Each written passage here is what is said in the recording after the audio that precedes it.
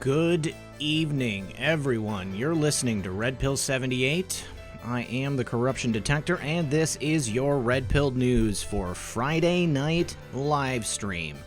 We've got several exciting guests for you guys tonight. We've got Conspiracy Fact Press, my friend Redonkulous13. We've got my friend Dr. B, and we've got my friend Dave Binger, who is a whistleblower about the Canadian social services system. We'll be right back after a word from my sponsor. Well, guys, Mark Zuckerberg is in major trouble. Facebook expects to face a massive fine of up to $5 billion from the Federal Trade Commission as the result of an investigation into its privacy policies.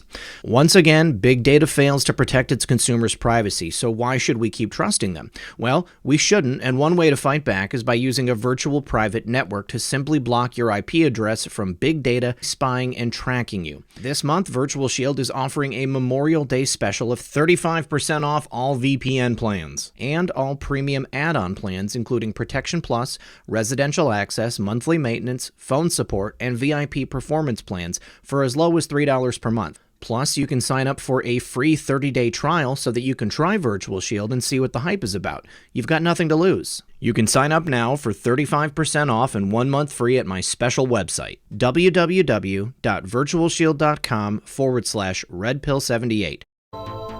Thank you so much to my sponsor, Virtual Shield. I do appreciate their willingness to sponsor my program. Looks like we've got lots of people here in the chat already. I see people from San Diego, Vermont, Ohio, St. Petersburg, Florida, New England. Let's see, Indiana. Who else is here? My friend Peapod, Riverside, California, Sacramento, California. My mother is in the audience. Thank you so much for being here, Mom. I do appreciate it. South Carolina, Texas, Indiana, Missouri, Florida, Georgia, California, Illinois, Oregon, Texas, Northern Ireland, love it. Aloha from Hawaii, Maryland, Oklahoma City, Scotland, Rochester, New York, Tarzana, New Hampshire, New York, upstate South Carolina, Washington State, San Diego, Michigan, 5x5, Muffin says hi, Michigan, Pennsylvania, Daytona Beach, Texas, St. Cloud, Florida, Idaho, Louisiana, Minnesota again, Pennsylvania, upstate New York, Florida, Portage, Utah. Excellent, you guys. Vancouver, people from all across the globe. Thanks for being here, guys. Well, like I said, my good friend, Redonkulous13 from Conspiracy Fact Press is going to be here to talk to us about some really interesting things that he has discovered in the world of cancer treatments. And then Dr. B is also going to be here to discuss that and more with us. We're going to talk in general about the cancer medical industry, what kind of stuff they're up to. I do need to say thank you very much to God's Guy, and thank you to Jeff Stewart. God's Guy said, let's get this party started. Popcorn, and Jeff Stewart just says he's here from Michigan. Glad you're here, Jeff. Glad to have you here, buddy. All right, guys. So while I am showing off Conspiracy Fact Press's Twitter here, before that, actually, I just had a couple of quick tweets I wanted to go over, you guys. Let me actually move the chat box over to this screen here so that you guys can see it on the desktop. We'll do that. Come on, buddy. There we go. Scooch that over. Bring you guys over here with me so we can take a look at everything. And Paul gave me a donation on the Cash App before we even started. So just wanted to say thank you very much for that, too. So did you guys hear about this interview that Bill Barr did? Another interview Bill Barr did, this time with CBS. And I actually covered it yesterday, but Methods got a hold of the actual transcript. And he said here, it looks like Huber's HRC investigation is winding down and Durham has taken over FISA. So a direct quote from Barr, the other issue he's been working on related to Hillary Clinton, those are winding down and hopefully we'll be in a position to bring those to fruition.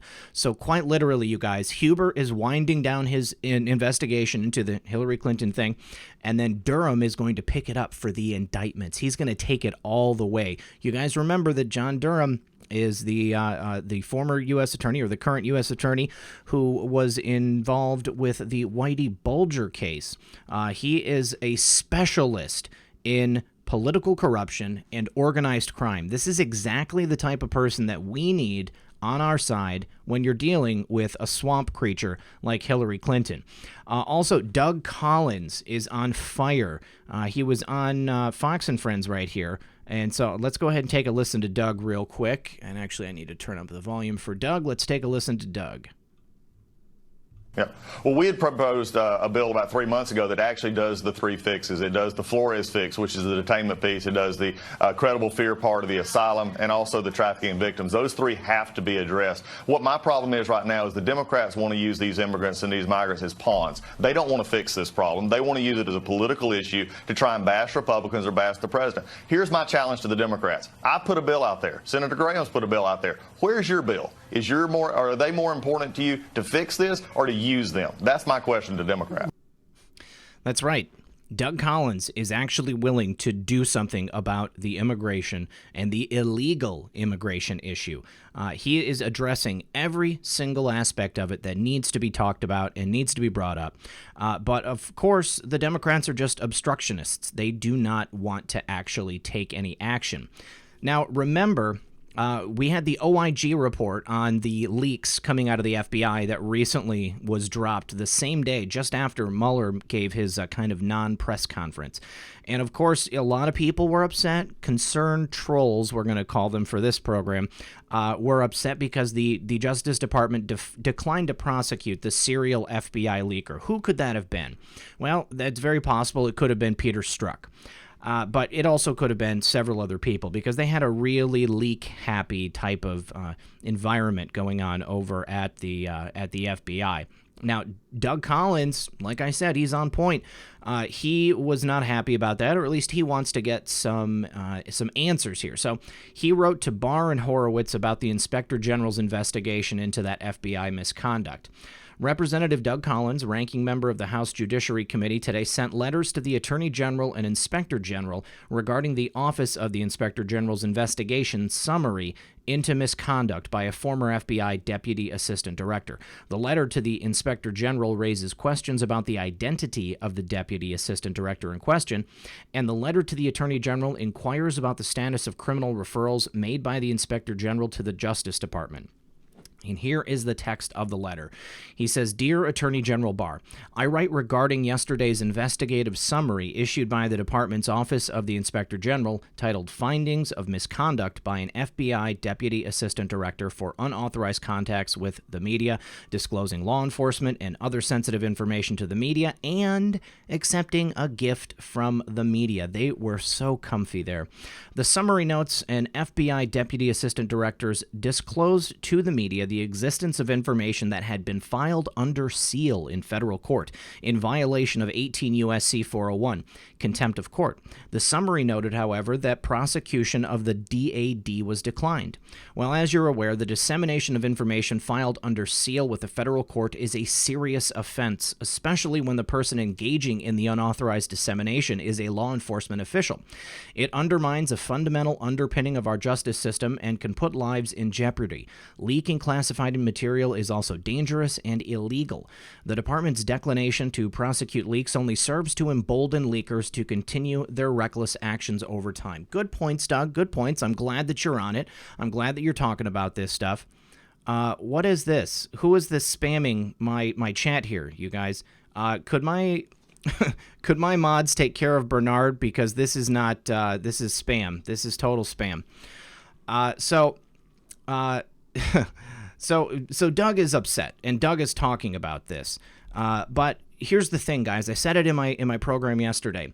Just because they are not doing something about it right now doesn't mean that they are not going to do something about it in the future. They are definitely going to do something about it in the future, but there are ongoing investigations. And look, there is another one. Barack Oz. Somebody, and Dimple Landgraf. Somebody sending bots into my chat. Well, that's very nice, and that's nice, guys. That's nice play there.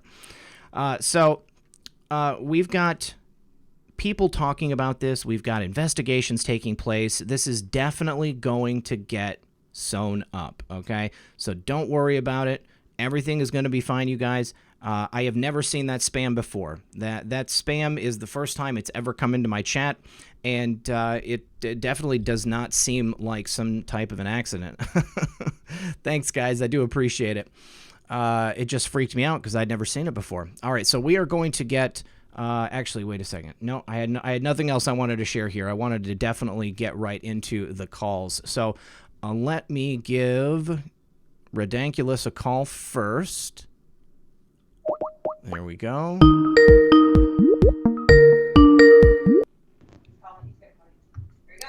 Redonkulous, are you there, my friend?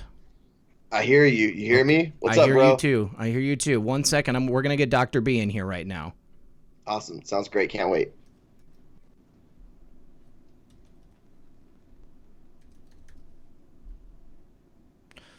Ooh, actually, one moment. Hey, I'm going to need to call you right back, buddy. Well, hold on. Let me fix it on my phone. I've got Dr. B's real name.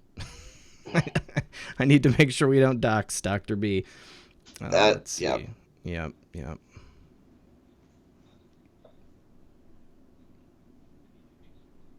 Thank you for your patience, everyone. We are safeguarding the information of my guests. Okay, great. Now we can add Dr. B in.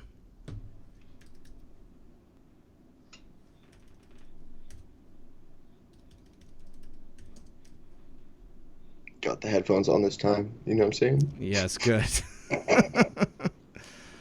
Oh, you know what? I think it's gonna make me call you back, buddy. I gotta refresh. Okay, I'll call you right back. Okay. Thank you. All right. Sorry about that, guys. I didn't realize that I had not safeguarded her information. Huber, you guys, Huber's on it. Okay, Huber is on it. We got nothing to worry about with Huber. Huber is just the investigative arm, and Durham is going to be bringing the hammer. Okay, great. Now we're going to bring Dr. B in here. Okay, great. And add. Okay. So how are you tonight, Redonkulous? Doing great. How about you, man? I am excellent. Okay. And Dr. B, just go ahead and tap off on the camera button, and then people won't be able to see you. No one can see you right now. Hi, Dr. B. All right, off on the camera. Yep. Just tap off on the camera. Okay, great.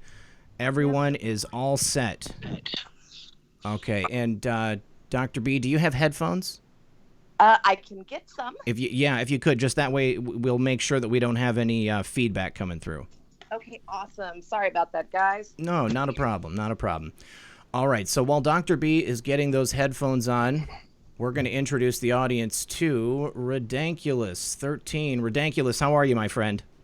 Doing fabulous, man. How about yourself? I am excellent. So you have a YouTube channel called Conspiracy Fact Press. Why don't you tell the audience about yourself and tell us what you do? Yes, sir. Thank you. My name is Redonkulous 13, and we run Conspiracy Fact Press, which is actually CFP for short right now on the channel. Trying to change it up. Algorithms were suppressing us really hard. But we just do Q research and relevant topics like that, current news that's happening, breaking stories, deep dives. And this is actually what we came across as a team was this measles possibly curing cancer. And so want to share that with you guys today. Yeah, I've got this video pulled up on the screen so that everybody can see it. You guys, this link to the website will be in, it actually already is in the description below. But the people at Conspiracy Fact Press, Redonkulous 13 and his team came across some incredible research showing that there was some really promising information that measles could potentially treat, if not cure, cancer. And that's why we've got Dr. B here as well. Dr. B, now that you've got your headphones on, would you like to give the audience an introduction to yourself? Well, sure. So I'm a pathologist. My training is in allopathic medicine. I mean, as mainstream medical science as you can get. But, as I myself have taken the red pill, I've also started to question some of the foundations of medical education and our modern medical system. And it's really shocking what I've looked into. And it really has made me start to just question a lot of everything that I've been taught. I mean, there's so much good in medicine. I'm not anti-modern medicine, but I don't like sinister foundations behind some of the institutions that have, have sort of gone into creating the modern medical system. And we'll get into that in a little bit with the Rockefellers and the Carnegie Foundation and their involvement with sort of creating what we have today. And, and that's the problem with it. This is something the cabal typically does. They take something, they corrupt it, they give you just enough truth so that, people will believe it, and then they fill it with a whole bunch of other things that, really aren't necessarily good for you. Take this, for example, Ridiculous. Why don't you go through your video for us, the information that you found out, and let's talk about that. All right. So it started off with 2 cancer patients that were treated with a single shot, a very high shot. It was enough to essentially vaccinate 100 million people. And this was given in a single dose to both these patients. And what qualified them for this test was that nothing had worked for them out of all the available options, right? They tried all the chemotherapy. They tried 2 different transplants, cell transplants, and everything still ended up with cancer. So with this shot that they gave her, since she had 0 measles antibodies, which is a sense a resistance to the shot that they were giving them of the measles. So she had no resistance, and it wiped out hers in about 36 hours. So it is quite an amazing success story, and they're just trying to replicate that again.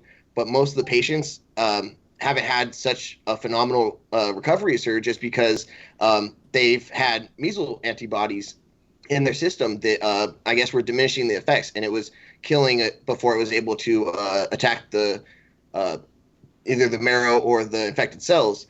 And what's really just mind-blowing is that it actually targets these cancer cells and groups them together and explodes them, and that also alerts your body's immune system to the problem, which is one of the difficulties, right, with cancer, is that your immune system isn't battling it on its own. And so what they're trying to do is now, with a second wave of studies after that initial test, is since the second wave wasn't so good, or the first wave, because of the measles antibodies that a lot of the subjects had, they weren't receptive to it. And so they're trying now with people that have 0 or very low measles antibodies, and hopefully this will be much more successful. All right, and I just need to say a couple of quick thanks. Thank you to White Hat, thank you to Patricia Tillinghast, thank you to God's Guy, and thank you to Son of a Green Card. Now, what specific type of cancer did they have in the first study? Was it just one type, or was it multiple types? So she had multiple myeloma, which is a blood cancer, and so that's what she had. Okay. All right. Now, Dr. B, have you, in the course of your studies, run across anything like this? Have they, mentioned this in medical school? Have you seen anything like this? Well, I can talk about the theories behind what is going on. And yes, this has been mentioned, because your immune system is vital to fighting off not just infection, but to fight off cancer cells. And one of the ways that cancer is able to avoid the immune system is, first, if you're immunocompromised. So if you get HIV and you end up getting AIDS, our AIDS patients just explode in all sorts of different types of cancers, because the immune system, HIV infects a type of white blood cell that is really necessary for jump-starting and triggering the immune system to start attacking. And once it's killing off all of those, it's just knocked it out. And then just all sorts of other cancers will pop up. But insofar as triggering the immune system, you can also have things that will trigger the immune system to rev up and to start fighting not just an infection, but will also start to fight cancer cells. And one of the mechanisms that cancer is able to evade your immune system, if your immune system is still functional, is to be a wolf in sheep's clothing. Because your cells are trained, your immune system cells, when they're going through maturation, they're trained to recognize yourself and not attack and kill those cells. And if they do recognize yourself when they're still maturing, they actually, under They end up killing themselves. And so they can recognize foreign cells or foreign viruses or foreign bacteria, the protein natures on it, and then they'll see it and they'll target it and kill it. With cancer, they are able to evade those mechanisms so they can live on their own. So, I mean, they've known you go back to Egypt and you had Imhotep, physician back then, realizing that an infection would actually ramp up the immune system, that if someone got sick with a little skin infection, got a little bit of a fever, that their sores would go away.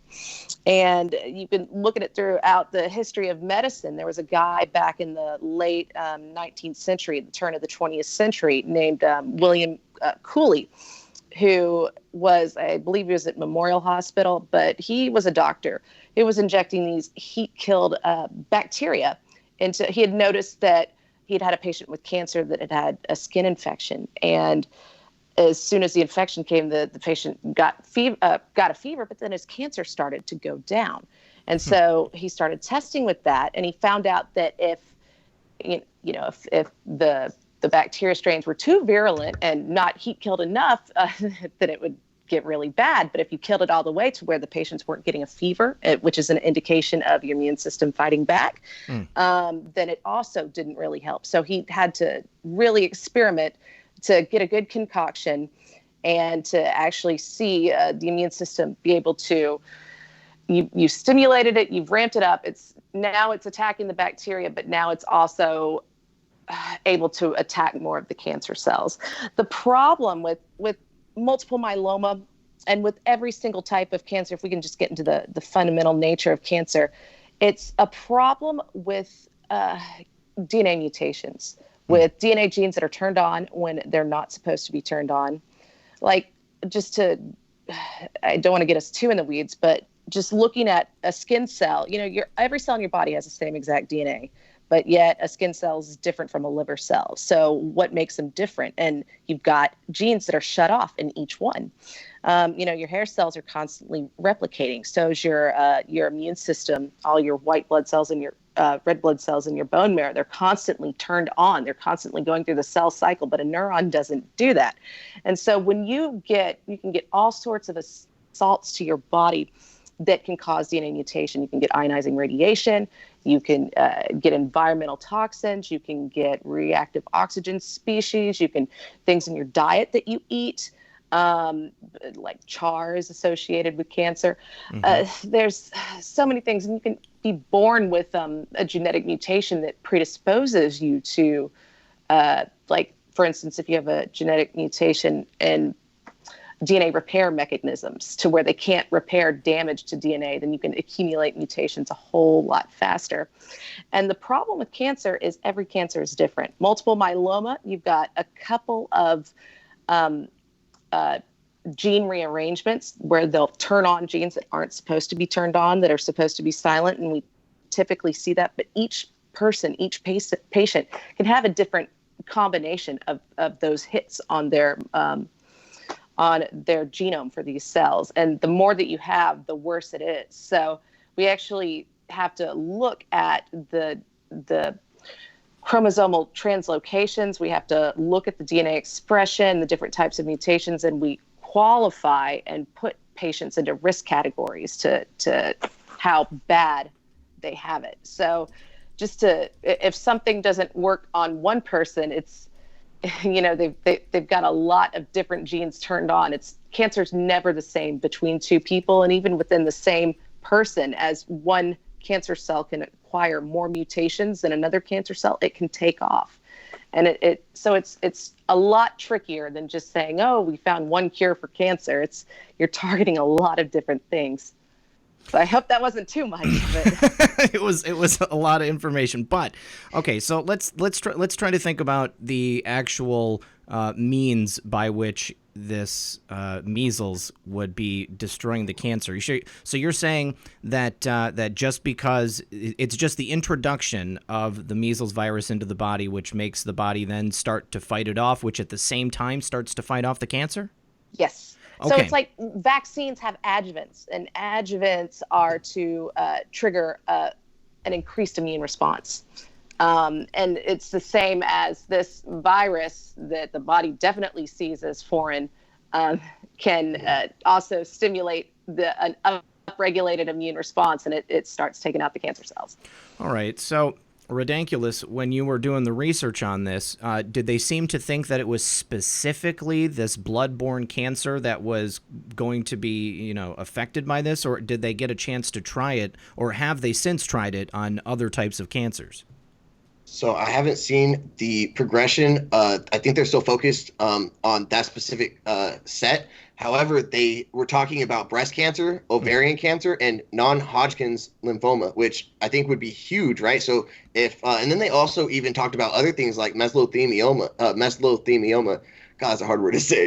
But, and I want to thank you, Dr. B, because you talked about what I kept seeing in these articles was that there's a long established basis for this, that virotherapy is efficient. And I just wanted to get your take kind of on maybe this is the base for measles vaccine, since, back in, say, the 50s, before it was a vaccine for it, it was, kind of like chickenpox less than the flu, right? And it was only really lethal to people that were young or old. And so maybe with this, propaganda that they spewed, there was some kind of purpose to try to get in the way of this, possible reaction that they found with measles. Maybe they've known about this for a while. And I say that because they don't specifically mention anything about vaccines in the articles, and I wonder if that's on purpose, but they do talk about, the measles antibodies, and I think that's kind of what attributes, if somebody has no measles at all, and then compared to somebody that has, some of it, it would be from measles vaccine. Is that right to assume? So, yeah, exactly. If you give somebody measles and they've had the vaccine and their antibody titers are still up, it's going to knock out that virus super fast before you really can have an immune response, because you still have these memory antibodies and these memory B cells going around that'll just take it out. So it's not enough to, just like William Cooley, if he killed the bacteria too much, it didn't trigger an immune response. So if you take out, measles it's going to infect. Let's see. How do I want to explain this? If you take out measles, if you have enough antibody to neutralize it before it can infect and really get into the cancer, because it's going to infect the cancer cell too. And when it does that, the cancer cell is going to start presenting little bits and pieces of that measles virus on its surface. It presents it to your immune cells, and you've got something called cytotoxic T cells that when they see those virus particles mixed in with the cancer antigens, it's going to go, oh, okay, I need to kill this cell. And the side effect of doing it is it starts to recognize some of those cancer viral particles too, that start to recognize some of the cancer material themselves that's outside of the virus. And so it can start to really kill the cancer as well. Now, Dr. B, we were speaking earlier about the kind of this takeover that happened in modern medicine in the early 20th century. Can you tell us a little bit about that? And just real quick, I need to say thank you to Puggy's number 2 frog. She said, knowledge is power. Knowledge mitigates fear. Fear is deadly. That's very true. Also, an American Girl NYC. Thank you very much. And also thank you to Melissa Patrice. So around what time did that kind of that takeover of modern medicine take place? So it all starts in 1910 with something called the Flexner Report. Abraham Flexner was a guy that was hired by the Carnegie Foundation, along with John D. Rockefeller, to go ahead and reevaluate and sort of standardize and consolidate all of medical education. And the front, how the cabal does this thing. They make it always sound good, because before 1910, you had people that didn't have high school educations getting into medical school. You had vastly different levels of education and training. You didn't have lab work. And so they send in Flexner to go evaluate all the American medical schools. And he gives many of them a failing rate and gets a lot of them actually shut down. And it overhauls and centralizes the entire system. But then Rockefeller is putting in, hundreds of millions of dollars into the medical system to just centralize everything, centralize education, link it up with hospitals, and you start getting into creating regulatory boards, and they pushed out the competition. So what was medical education like before this happened? I mean, was it more just like colloquial? Like, I mean, like people like, okay, so like you got hometown doctors and people are apprentice and they just learn about medicine. I imagine the way that I've heard it described before is that, I mean, this was when you'd go to get your shoes shined and that guy would also be your dentist. Your barber. That's the barber pole. The red and the white was... Yep, he was your doctor too, and pull your teeth out. So yeah, it really, I mean, it did need to be. It's Europe was also kind of really ahead of American education insofar as the rigorous scientific standards. You had Pasteur, and you had all these famous German scientists really discovering a lot. So that was the front, that they were going to compare it and make us be competitive with Europe. But I mean, anytime you start putting money into something and you take it over and you start, I mean, like John D. Rockefeller, he founded the American Cancer Society. Yeah. He founded the Rockefeller Institute for Medical Research, which is, I mean, these are big, they're funding the biggest names in science and putting out all of this research. And it all goes back to earlier in the beginning of the 20th century was Standard Oil, and with him buying big shares of IG Farben, they found that they could come up with these the petrochemicals that they could start to isolate and actually start making pharmaceuticals out of chemicals. And then you've got DuPont, and if you guys know anything about DuPont bloodlines, that I mean they're big on taking over this industry to get a hold of the pharmaceutical industry, big oil, medicine, and just push out anyone that promotes a different viewpoint. And so the naturopaths really got kicked out and got maligned. So they came in, they took over medicine, they began to push basically the byproducts of the industries that they already owned, and they also kind of institutionalized the idea that you have to be sick all the time with the treatments and the things that they decided. I mean, did the discovery of the fact that viruses or whatever it would be could cure something like cancer? I mean, was that before the revolution of vaccines came along, or did they coincide to a bit?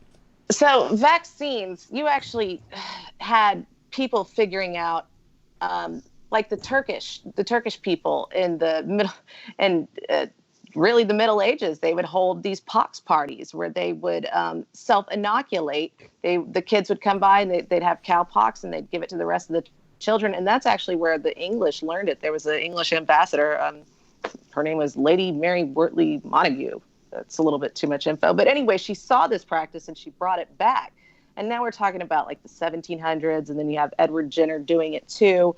So those were our first experiences in the late 1700s with early vaccination. And you look at the press and the cartoons they talk about with people turning into cows when they were giving it. You can imagine how the public reacted at that time. Mm-hmm. But big vaccines came along, right at the turn of the Rockefeller taking over. Yeah. I mean, you got polio, and my grandmother's sister died of polio. My grandmother almost died of polio. So didn't the man who invented the polio vaccine, didn't he test it on his children and something horrible happened to them? Oh, I don't know. There were two guys. There were Sabin and Salk, and one had a live virus, a live attenuated virus, and one had a killed virus. And I'm not sure, but I mean, they're at that time, though, with things like polio, with the rate of people dying was so high that it actually was really seen as a huge lifesaver, because it did save a lot of lives. Well, what else I've heard is that the cancer epidemic in America can almost be tracked at the same time with the introduction of the polio vaccine. So, hearing about this research from Redonculus, it makes me wonder if the polio virus also didn't have some type of palliative effect on people with cancer. How many people really die from these diseases? I mean, people have to die. Let's just, let's get it out there. It's part of the life cycle. People are going to have to die from something. But if you're keeping people alive so that they just die slowly over time because of cancer, as opposed to just, weaker individuals being culled from the herd, some type of like genetic or, evolutionary selection, what's the trade-off? I mean, what do you think about this as a doctor? I'm just now starting to really try and research and understand some of the science behind vaccines. Yeah. So I don't really, I don't have enough of an informed opinion to really go there yet. But what does our buddy think about it? Yeah, go ahead, jump in, Redonculus. Everybody can see when you text me, but they can't see when I text you. Oh, it's okay. Oh, my bad, bro. Oh, yeah. So I just want to say something. With how you're talking about the Rockefeller takeover, essentially, of Western medicine, and basically that it seems like they're trying to steer a certain direction, right? They put a lot of other business doctors out of business, and centralize the whole learning education system, right? And so they probably had some kind of nefarious intentions while doing so, but maybe this was kind of like an end goal for him, like end game. Like they wanted to get people sick.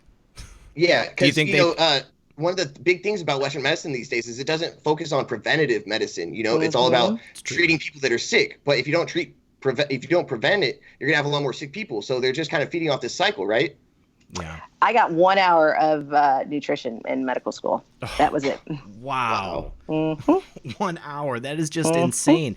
It seems like one of the biggest problems in society today is poor nutrition. I mean, everybody's eating, processed foods with, little to no nutritional value. There's got to be a lot of sick people just as a result of that, I would think. Totally. A lot of our diseases that we have are really lifestyle-related diseases, and you think about just the massive processed foods that are put out there, that it just seems like an attack on all fronts. Yeah. Do you know much about the idea of the necessity of sulfur in your diet? I've heard people speak about that a lot too, that the soil where we plant our crops is devoid of sulfur. And as a result, there's a major component that's missing within our bodies when we're processing these things. Really, we really don't test for sulfur deficiencies. Okay. I've never received an order for a sulfur deficiency, so we'd send it out probably to a specialty lab. But no, it's not something that we routinely talk about in medicine. All right. Well, let's talk about the evolution of cancer medicine, because Dr. B, we were talking earlier about Cornelius Rhodes. Mm-hmm. So please give us an introduction to Dr. Rhodes. I've got that War Against Puerto Ricans article pulled up on the screen right now. So these are where we get into the Rockefeller stooges, is kind of what I like to call them. Cornelius Rhodes is one of the fathers of chemotherapy. He worked at the Rockefeller Institute for Medical Research. And in fact, Abraham Flexner was Abraham Flexner's brother, Simon Flexner, was his colleague, was another pathologist scientist, and he was the director of the Rockefeller Institute. He's also on the board of the Rockefeller Foundation. And so there you've got his buddy, Cornelius Rhodes, and he gets sent off by the Institute to go down to Puerto Rico in the 1930s to study blood-borne anemia and some other blood illnesses. And he gets upset one night. He doesn't get the job he wants back in Boston at Harvard, and he's writing to a colleague. And he just, let me see if I have the letter up. I don't know if you wanted to go there. I do. Yes, okay. Yes. If you want to read it, that'd be great. It says that he wrote it when he was drunk one night. Do you think that's a cover, or do you think that he was just writing with his heart and just being very open? Well, I've also read that he found that his car was broken into that night. So he kind of went off on a little rant too. And he didn't end up sending it. He left it on his desk, and it ended up, lab assistant found it and sent it to the leader of one of the political parties there. It got published in all of the newspapers, and he basically got chased out of town. And then you had the whole Rockefeller PR system come in and clean up everything and say it was just satire. So I'm going to read this, and I want you guys to tell me if you think that this is just satire. Okay, listen up, audience.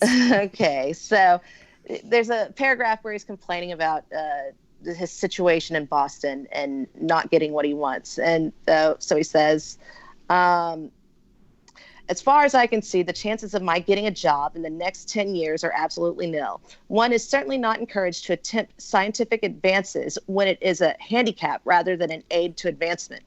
I can get a damn fine job here and am tempted to take it. It would be ideal except for the Puerto Ricans.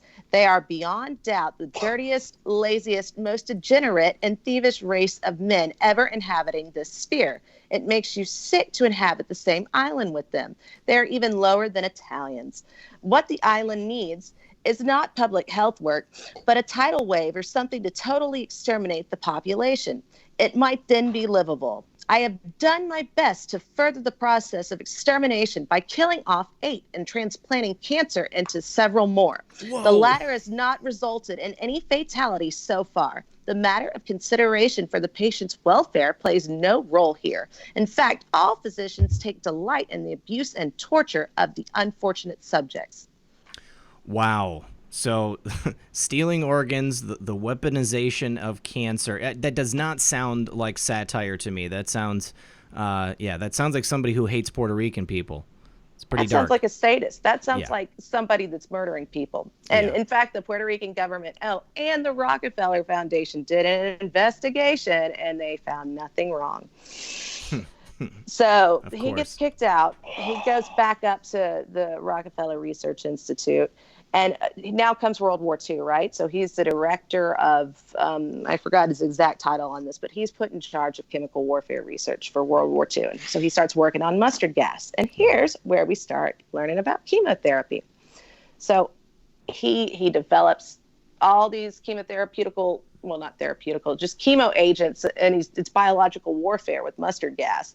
And after the war, he gets put in charge of becoming the director of Memorial Hospital. So he's a pathologist and oncologist, and he decides that chemotherapy is it, that he can find a single toxic chemical that can target and kill cancer cells for every single type of cancer. And, remember William Cooley with his Cooley's toxins that I was talking about that was going on? Mm-hmm. In 1955, he shuts that all down. He's like, nope, we're going to all make it chemo.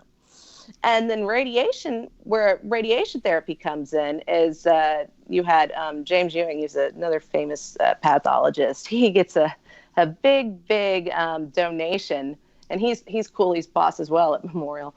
He gets a big donation from the radium mines. He actually gets some of the radium that Madame Curie was working with. And so they get all this money from the radium mines people. And so there's the monetary influence. And there's the sadist that has brought in chemotherapy. So that's the story. Wow. My friend Black Eagle said, I can't wait to tell my daughter she's half Puerto Rican. Horrible stuff. And this is, what it really sums up is the sadistic attitude that our elites have. The people that are put into positions like this by people with money and influence that are supposed to be helping us actually have these awful plans to take us out, like Margaret Sanger, that kind of stuff. Mm-hmm. Yep. Mm-hmm. Yeah. My friend White Hat said, in ER, workers play with potassium and kill patients and bring them back to life for fun.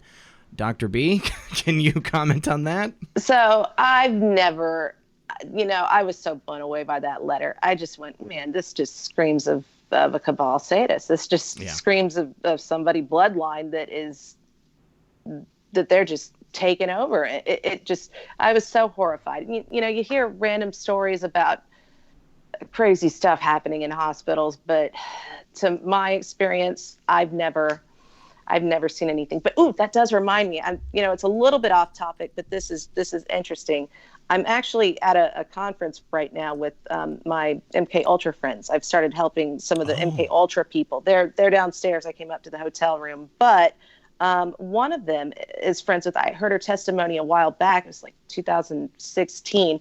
She was being trained to be a gymnast, an Olympic gymnast, and she talked about how they were using MK Ultra and Olympic gymnastics. And I'm learning about this. I just want to love people. I just want to support them. Once you hear about if you guys watch Kathy O'Brien and things that go on, I just, there, but for the grace of God, go. I do not know what other people live through. I just want to help where I can. So I didn't know what to think of it, but she didn't want to go to the Olympics. They were pushing. This is back in the 80s too. She was training with Mary Lou Retton, and she was trying to get out of it. And she ended up breaking her fingers on purpose to get out of it. And her brother died the next week. And she was wondering if that had anything to do with her being punished. But, I hear all of this. And then a year later, and she's like, yeah, they were doing MK Ultra in American gymnastics. And then a year later, Larry Nassar comes out. Yes, that's what I was just going to say. Larry Nassar. So that really... it's like, I'm sorry, I didn't mean to interrupt, but Larry Nassar, 30 years he's protected. All these other girls have come out and said things, and it's how did he get away with this for this long? And then you look at the pedo ring of people like how could Jerry Sandusky be doing it for so long? And then with Dennis Hastert and being propped up, and this is the blackmail pedo ring. And then also, I don't know if you guys knew this, but Jerry Sandusky, Hillary Clinton's father played football at Penn State, and so did her brother. Yeah, it did. It just. It's no coincidence that these people have these connections to each other. I think it's pretty obvious that that's how they're able to operate after all these years. Finally getting caught because the crimes that they have committed have just become so massive it's impossible to cover it up any longer. Yeah. Horrible. Gina's God's Girl said, watch the video, What the Health documentary. It will blow your mind. Okay, excellent. We certainly will. Now, someone in the chat, Dr. B, did say that their mother was almost killed by someone in a hospital doing that with potassium. Like, how scary is that? I mean, obviously, we have to have a certain amount of trust in people. But I think that it just goes to show, you guys, we have to do our research. I mean, you have to know who's treating you. You have to know, what your treatments are. You have to know, everything as much as you can about whatever your ailment is. I mean, I've been in a position myself where I trusted my doctors, and it was a bad situation. We'll just leave it at that, But that same doctor ended up losing her medical license because several people died under her care. And, it's just some people, they really don't care. Or, maybe sometimes people are just sloppy. But this is, certainly the medical profession, I think, is one of those areas that people can't afford to be sloppy. I mean, they need to have, in my opinion, psychological screening that goes along with this, not just, the education, because I really feel that they need to make sure that they are weeding out people who shouldn't be in certain professions. Like people that are sadists and brag about injecting cancer and killing their patients and saying it's their greatest pleasure to do so. I mean, that floored me beyond belief. Yeah. Did you have a point, Ridiculous? Yeah, I've came across a source where head nurses at hospitals have been basically discovered for, their satanic, essentially, treatment, and where they're killing people, they're doing all sorts of just nefarious, drugging stuff and just really sick stuff, keeping them on like the verge of death and kind of controlling their life and playing God. And this is multiple doctors. I could bring over the source for you guys.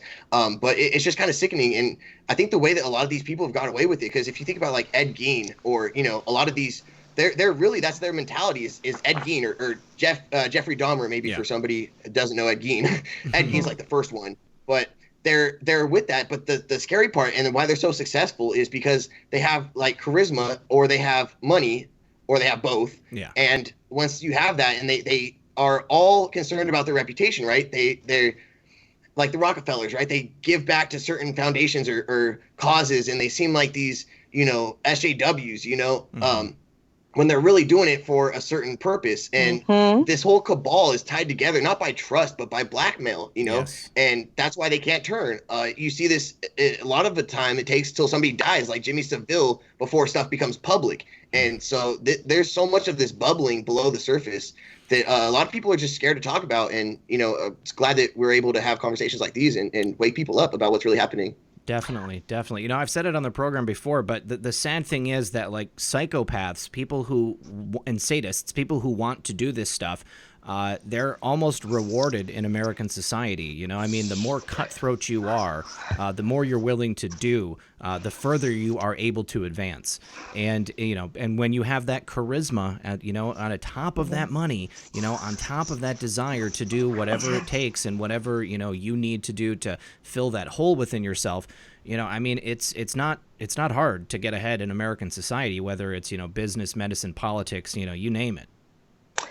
So you brought up Jeffrey Dahmer. I'm actually, the conference that I'm at right now is, I don't know if your listeners have heard of Russ Dizdar, but he has talked about satanic ritual abuse. He actually goes around with and trains police forces to deal with this. And he was involved with what some of the stuff they found with Jeffrey Dahmer. And if you can look it up and listen to his presentations, but it's satanic ritual abuse. Yeah. Jeffrey Dahmer's one of these victims of it that turn into perpetrators. It just, if anyone was MK Ultra, it sure seems like he was. Yeah, he was disturbed. Ridiculous. Yeah, the Podesta brothers have a statue in their front, living room of one of his victims, the headless one. That's all. Yeah, it's messed up, but that's, like I said, where their ideology is, their mentality is of a serial killer. And fun fact is Bill Gates, of Bill and Melinda Gates Foundation, who has sent, especially they're targeting black boys in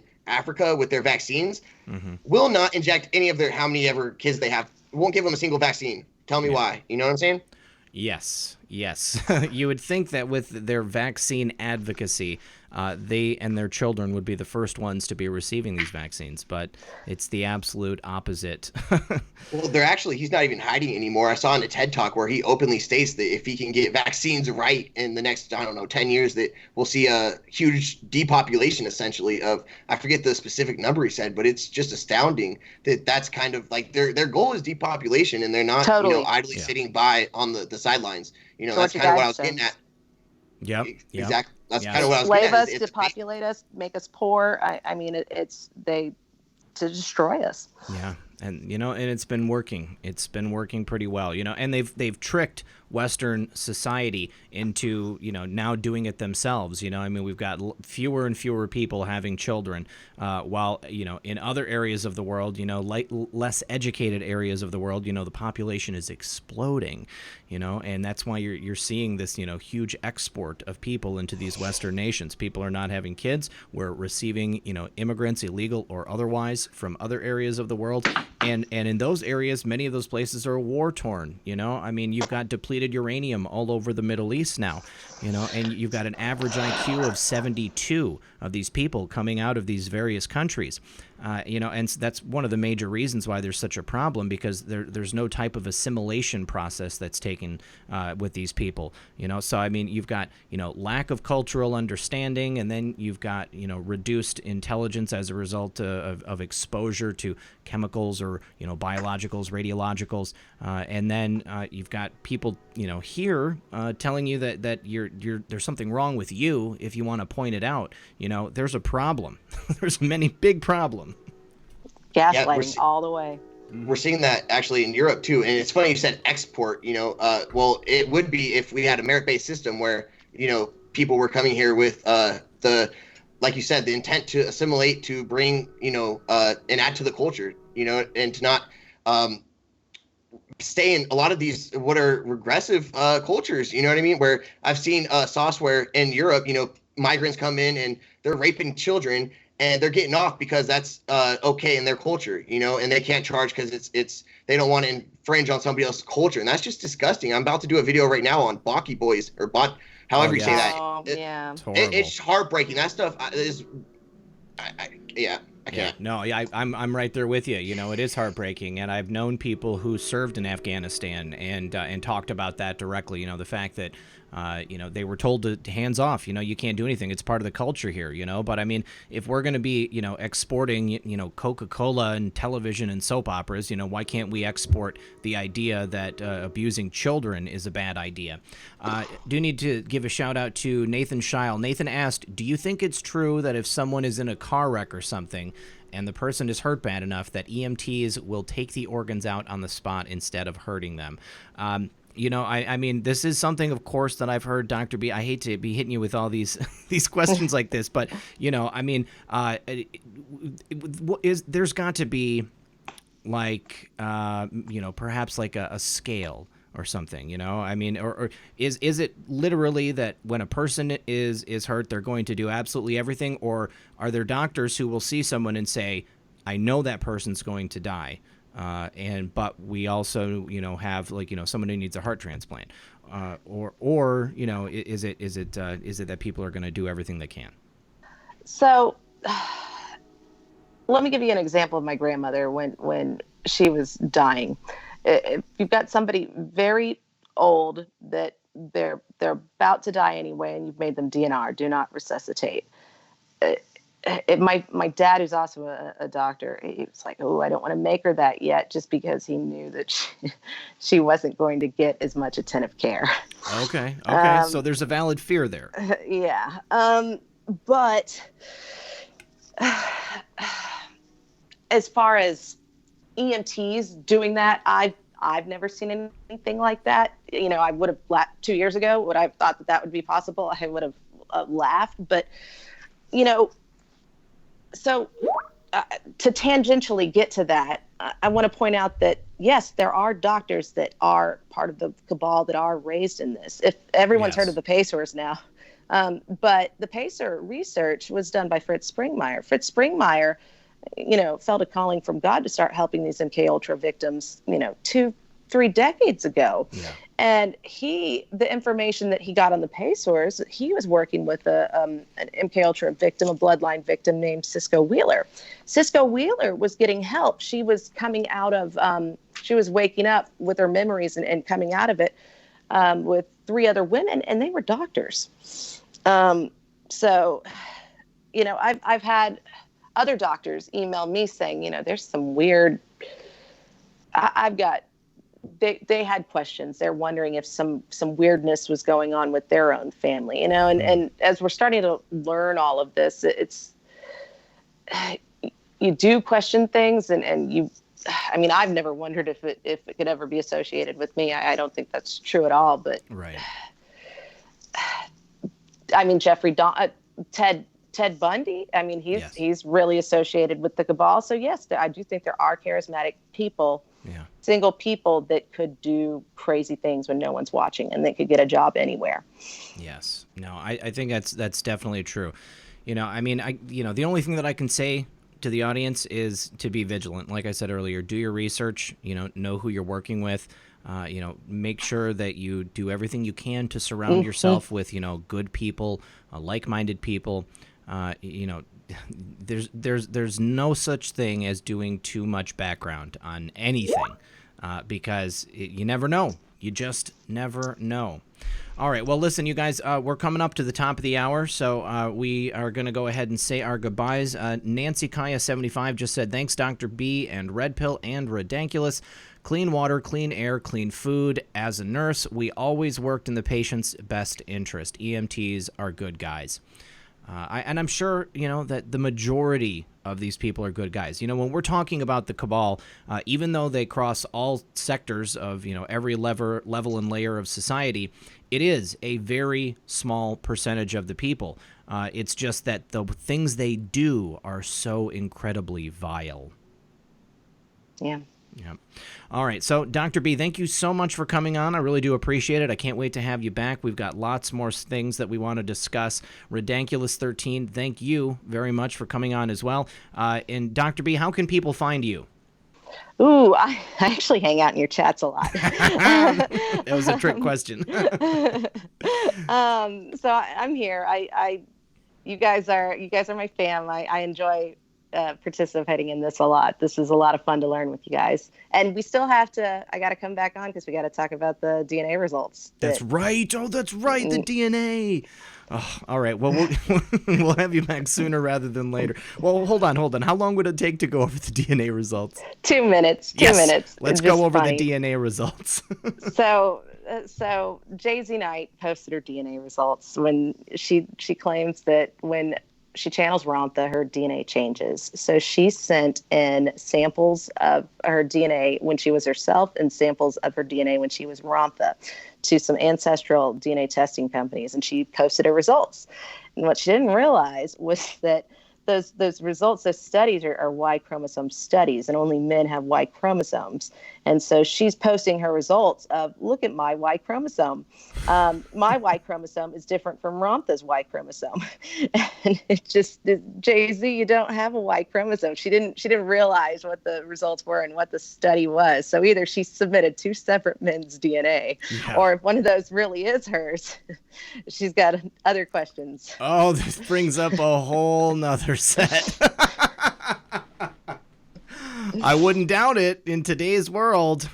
It's happening everywhere. Okay, awesome. Thank you so much. Thank you so much, Dr. B. I really appreciate it. Thank you very much, Ridiculous. Where can people find you? Give us the rundown.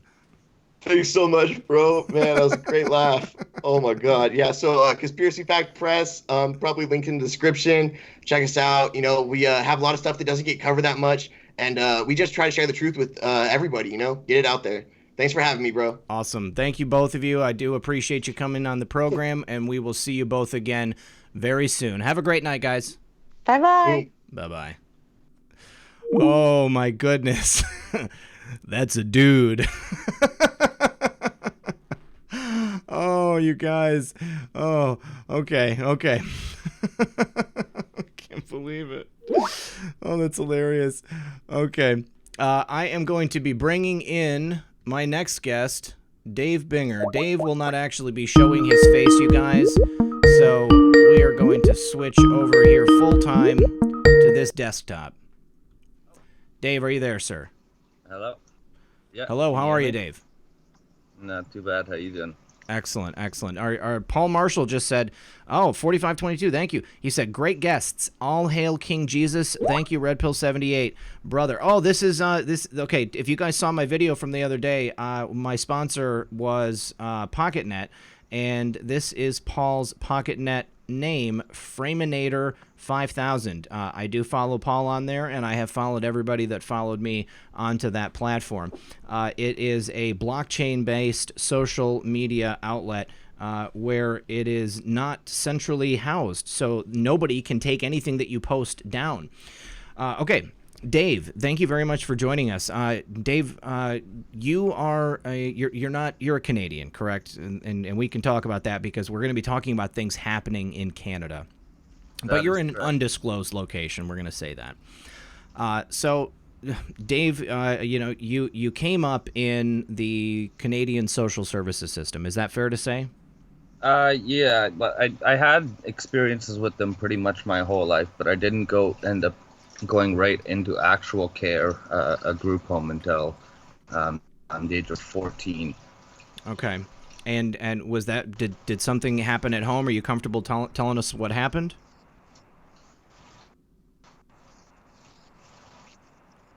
Dave, are you there? To be honest, the prior stuff. Yeah. Can you hear me? Yeah, I can hear you. Okay, yeah.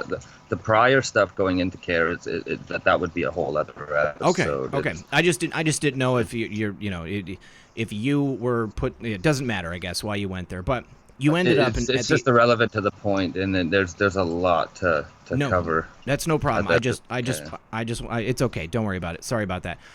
Okay, so at the age of 14, you go into the Canadian social services system, and can you tell us, it wasn't a good situation, right?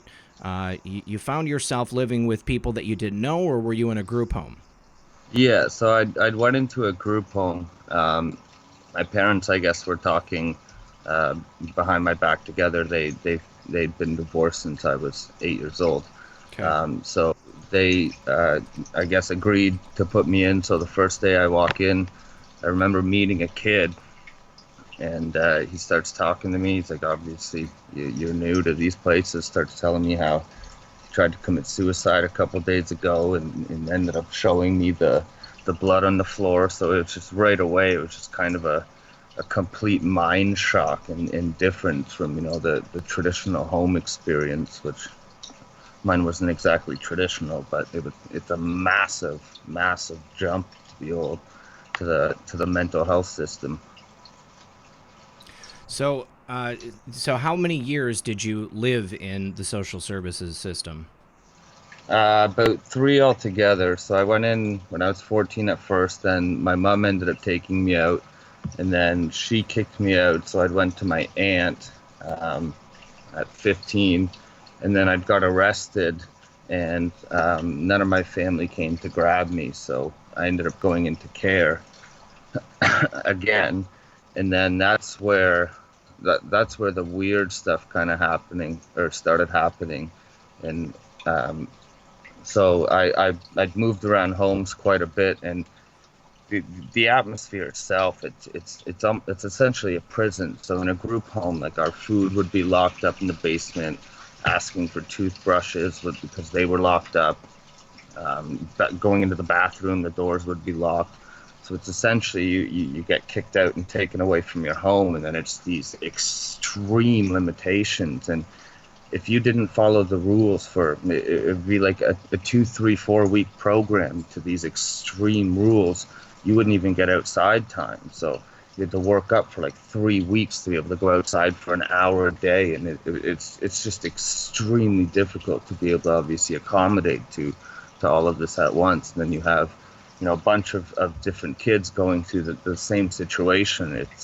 It's essentially impossible, or next to have a successful experience. Okay, so I would imagine kids are probably suffering in school as a result. And now, would this be a home that was like run by a private individual, or would this be like a state-run home? Well, it's weird how they do it here, and I imagine they do it the same there, but they do a lot of third-party contracting, which also takes away from the liability too. So I believe the group homes I lived in, they paid a third-party contract to keep us there, so that obviously creates another profitable atmosphere to the whole child welfare system.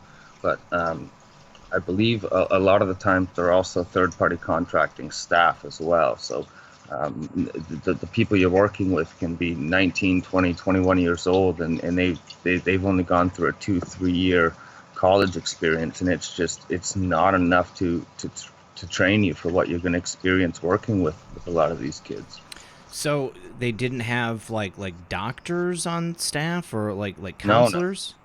No, like we had social workers and child and youth workers, and the weird thing is social worker, at least when I was in care back in about 2007, I got out at 2008, but the social service worker, when I took it in 2011, I believe, it was a 2-year program, and they work under the child and youth workers, and the child youth worker is only a 3-year program.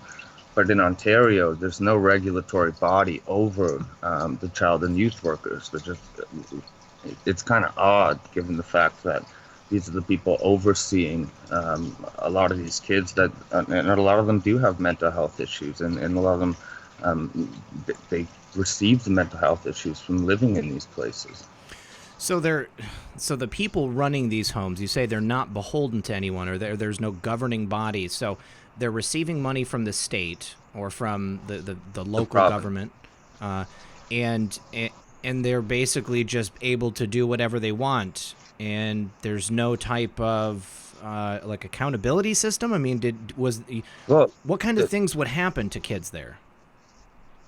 Well, a lot of it you don't really know, because it's really compartmentalized because of the confidentiality clauses, as well as the Justice Criminal Act. So everything's really kind of behind the scenes. But if a kid went missing, every single time that kid went missing, it would be called an AWOL, an absent without leave. So especially if they were on probation, that's immediate breach. If they're not on probation, the workers still have to call the police, and that's an immediate missing persons report, which also kind of creates the atmosphere where police are getting, 10, 15 different AWOL reports from a single group home in a day. So they start looking at these kids as consistent runners, so that they don't take the missing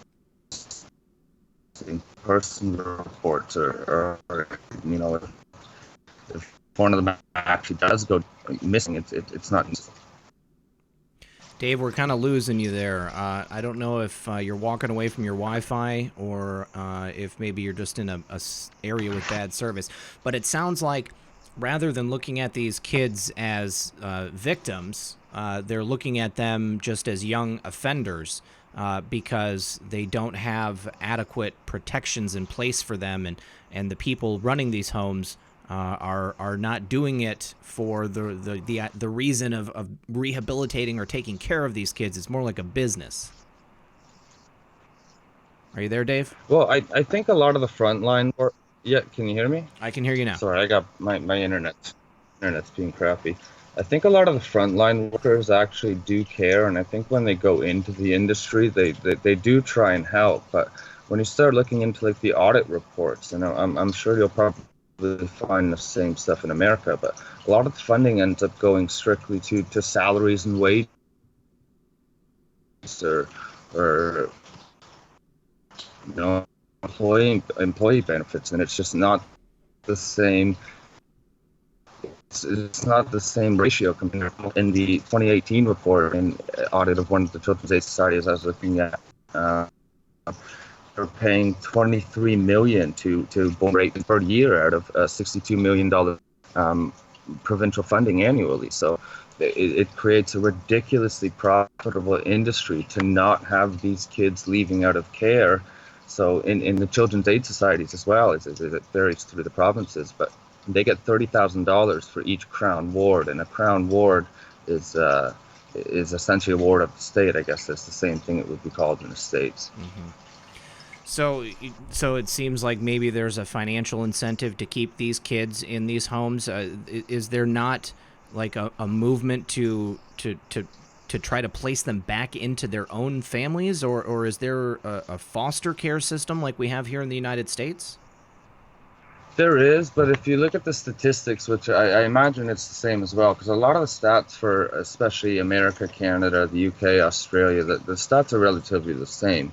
But after a kid ages over, once they're over 10, the chances of them getting adopted in foster care drops astronomically, and then majority of those kids end up in group homes. And that's the other odd thing you'll notice in the media is maybe it's a little bit different in the States, but they'll mention foster care a lot, but group homes are barely ever mentioned, and that's where a lot of the issues go down. And in the missing person reports, for example, it'd be so easy for those kids to just go missing, and because there's 42 missing person reports filed on them in the past 22 days, it just doesn't get taken seriously, and then nobody's looking for them either. Do you have any kind of statistics on how many kids just go missing permanently from homes like these? No, that's incredibly difficult to find, because once again, they hide all that stuff through the confidentiality clauses. Yeah.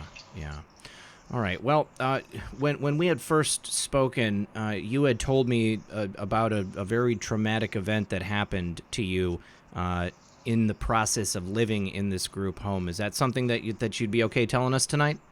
Oh yeah. Okay. So that's what kind of put me on the path to looking in further into this. Is when I was in care, I lived in the group home, and then they had a program called the SILS program, semi-independent living.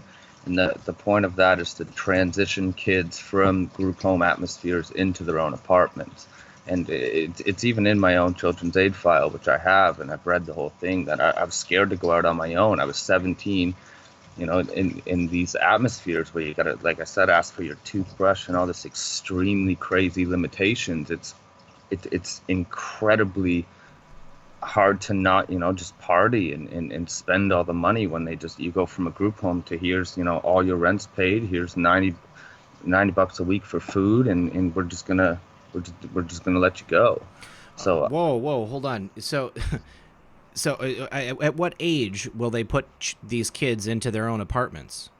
I believe probably starting at 16. At 16. Wow. Probably. I can't guarantee that, but I went in when I was 17. Okay, when you were Um, 17. And was there anybody were you going to high school at this time? I was supposed to be. But you didn't go. I wasn't working either. I No. just left this crazy atmosphere to all this money, and well, it was a Yeah. lot of money to me at the time, and it Well, was just there was no way I was gonna go to school and work. well, no, Everybody knew it. that's very understandable. I mean, and that's the reason I'm asking about it, is because I mean, I think that would be the first thing that would come to my mind is you're going to take a 16-year-old kid, pay their rent and put them in an apartment on their own.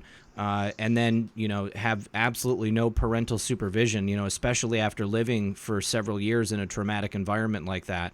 And of course, the kid's not going to go to school. Of course, they're going to probably get into drinking and drugs. Hanging out with the wrong crowd.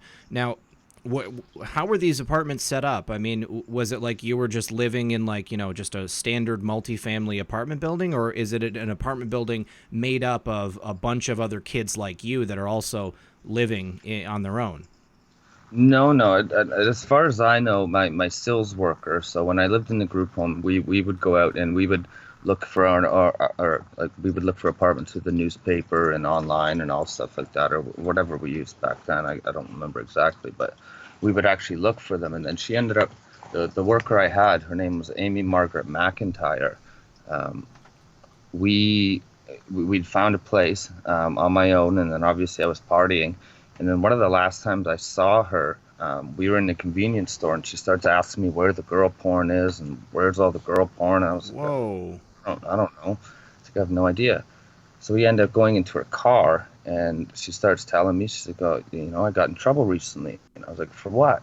She's like, well, this kid I was working with, he said he fell asleep in my car and woke up with my hand down his pants. And I was like, what the heck is going on here? I was like, I got to go home. And after that, I maybe saw her maybe one time, if that. After that, I never saw her again. And I figured, because I shifted workers all the time, it was nothing new, whatever. Like I didn't really clue into anything, connecting to that. So I coincidentally got another worker from the sales program, again, named Amy. And then around that same time, I was partying, obviously, so I got kicked out of the apartment. And it was just a basement apartment in a family's home. So it was probably very, very difficult to live on top of me and all the parties I was having at the time. Mm-hmm. So I got kicked out. And then my sales worker, my new one, it was around the same time. I'm not sure if the weird worker or the new one was the one that found my place, but my children's aid worker, she okayed it because she wrote a report stating that the place they were going to move me into was a crack house. So my children's aid worker writes that in June.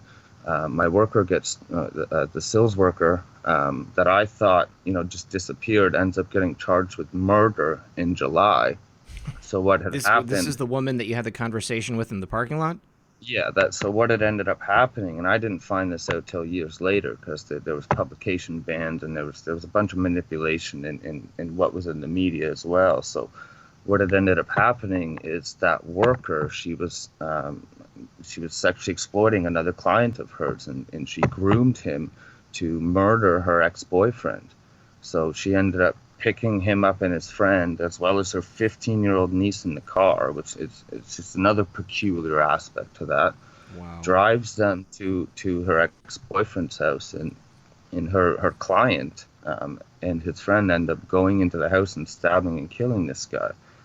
And Children's Aid never told anybody, so I never knew until years later when it turned out there was a retrial. And that, I guess there wasn't a publication ban. So, wait, you say a retrial? Does that mean that she was tried and the case was dismissed initially? No, they first charged her with first-degree murder, but then they changed it to second-degree in the retrial because they couldn't prove it was premeditated. But the reason they couldn't prove it was premeditated is the Children's Aid Society, and I didn't know this until October of last year when I filled out a consent form to get my file, is there was a report in there where Children's Aid told the ministry, which is our Canada's provincial overseer of Children's Aid Societies. It's essentially the only place with even a little bit of power over them, and still even not that much. But they had sent a serious occurrence report talking about the murder, also with the local police. It says on this report as well that they provided supportive intervention to the rest of the clients. So they had lied to the ministry and told them that they had came to me and all of the other clients talking to us, which they didn't actually do. Or I obviously would have came forward and said, she did some weird stuff. So, Yeah. But I didn't know that till years and years later. But it's things like that is what I started looking into deeper, because when I was asking them about it initially, the Children's Aid itself, they got really weird and started doing odd things so my back to the crack house thing is which I believe I was mentioning. Yeah. So my worker wrote in June 2007 that she knew the place she was moving into looking at for me to move into was a crack house. July the next month, my stills worker gets charged with murder, and then August 17th, Children's Aid provides the vehicle and moves me into that crack house. Now, I've never smoked crack in my life, but I had legitimate crackheads underneath me, meth addicts, prostitutes, dealers, you name it, and these people intentionally put me in there. And I didn't know that once again until I knew they moved me in there, but I didn't know that they were silly enough to actually write a report stating, before that they moved me in there, a month and a half, 2 months before, that they knew it was a crack house. So that's mind-boggling, Dave. So you say that you have a copy of this report stating that this is a crack house before they move you in. How did they talk about it? I mean, was it offhand, like, by the way, we're going to move Dave into this house and it's a crack house? Or, I mean, was there any ties between the people who owned the property and, maybe your aid worker or any of those other people? I'm not entirely sure. Coincidentally, one of my best friends from prior to going into care, the landlord of the crack house was actually his old hockey coach. So I'm not entirely sure if he had connections with Children's Aid, but Children's Aid certainly put in writing. I'm just pulling up the report now, and then this is what they stated. House was being used as a crack house. Sills will ensure that house is safe. However, at this point, not sure if landlords will take on another Sills kid. So what that also means is they're not sure if the landlord would take another Sills kid after they already had one in there. So I wasn't the only kid they placed in there. So even prior to this note, it looks like they had another kid in there before I'd lived there. Wow. I need to just say thank you to Melissa Patrice. She says, I love your channel. Republican from California. Stay safe, because California is a bad place for conservatives. Okay, so now you said you got a hold of your file there, Dave. What else? What other kind of stuff was in your file? I mean, anything else that was damaging to them or that clearly showed willful neglect of the children that were in their care? Oh yeah, like a lot of weird stuff. Like I had been quite explicitly honest to them about how my mother was not a good person, and in detail as to what she had done when I was a kid. And they constantly pushed my mother in my life, which it was another really odd thing. And they're constantly putting in my reports that my mother has good intentions, I just don't listen to her. Well, they were pushing away my father, who was actually the one, trying to make sure I was okay. He was providing funding to them to support me being in there. At least he wasn't too happy. Like he obviously put me in there, but he was trying. Now, why wouldn't they? Why wouldn't they try to place you with your father? I mean, why the preference for your mother? I think they wanted to keep me in there, to be honest, because I started looking into, after I got my file, I came across a report, and this is dated January 30th, 2010. So this was 3 years after the murder. The murder was in 2007. So this is, at first I couldn't really figure out why they covered up the murder as much as they did. I figured, they just apologize, admit it, and move on. But I started looking further, and I found this article, which originally was scrubbed. So I found an archive on it, but it states, More on the scandal surrounding phony psychologist Dr. Gregory Carter. For 6 years, he had a lucrative practice providing evaluations for the Durham CAS. Each time CAS got custody of a child, the province provided funding of $30,000 per year, plus whatever extra CAS could justify by putting labels on the child. Along the way, other parts of the family destruction apparatus drained the family funds until they were penniless. Wanda Secord, Durham CAS executive director, was the person who got to spend the provincial money. Now she's claiming the status of innocent victim, trying to right the wrong done by Mr. Carter. And then lower in that article, it also mentions that, now bear in mind, this is 3 months after one of her workers sexually exploited. So the murder, it was one of her clients, and they never mentioned that in the media or really anywhere else. I'd known that because I knew people in care that knew him. But it states here, so 3 years after one of her workers, and she knows that she groomed a kid to commit a murder, she still doesn't, despite the controversy, Secord said the society isn't reviewing the qualifications of all its professionals under contract. So this is something that's clearly, they're not interested in the kids, and there seems to be financial incentives based around, different perspectives. So each kid in care, they provide funding to plenty of third-party contractors, plenty of workers, group homes, facilities, all stuff like that. So I don't think the system is actually in place to get the kids out, which I think is the number one big issue. And yeah, that really should be the issue. But I mean, the idea that they're going to receive $30,000 per year in perpetuity to house and clothe these children. I mean, how much of that money do you think actually goes? Well, I mean, I suppose that $60 million budget that you had mentioned previously, that would probably be the sum total of each of those stipends per child, or is there additional funding that goes into the program from the provincial government? Well, numbers isn't my specialty, but I'll do my best to read at least this that I pulled up, which is public domain. Provincial funding, general fund, $62,968 million. Expenditure recoveries, $2,854 million. Child tax benefits, $1.585 million. Other income, $379,000. Expenses, salaries and wages, $28.6 million. Boarding rate payments, $23 million.